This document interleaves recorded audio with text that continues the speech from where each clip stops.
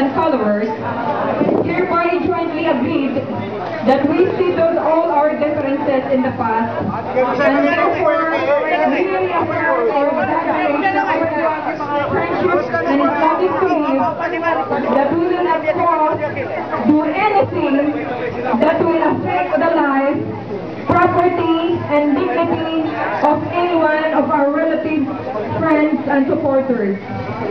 We further agreed to abide to all rules and regulations promulgated by the duly constituted authorities of the Republic of the Philippines and the MILF adjunct under GPS MILF mandate that will be implemented by the 103rd Infantry Haribol Brigade and the BLEF Task Force Istihad Ranao Region respectively. Finally, we enter into this agreement freely and wholeheartedly before the following witness unto the Almighty Allah.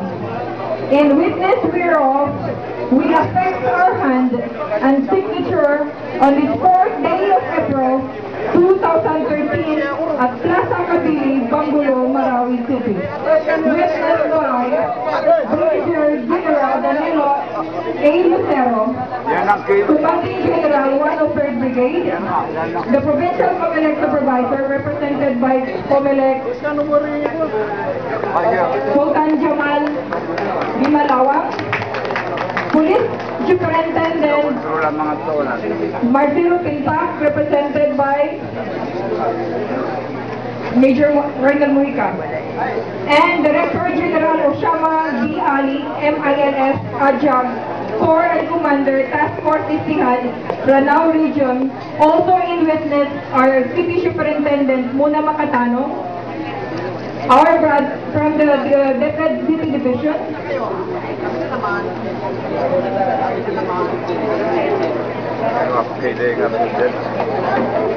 and of course our Honorable Assemblywoman Samira Gutok of the RAA Arm, Chairperson on Committee on Education and representing the women's sector.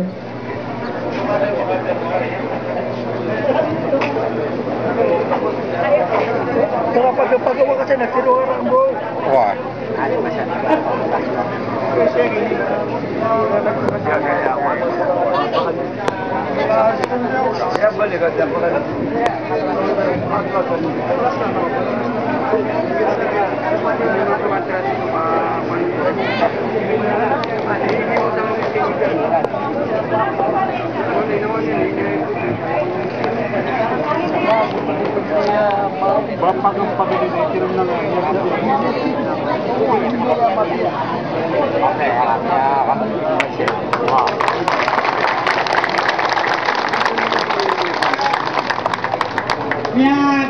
Kaya tigyan niyo, kaya pirma kayo mga mayor, mga kandidato sa mayor.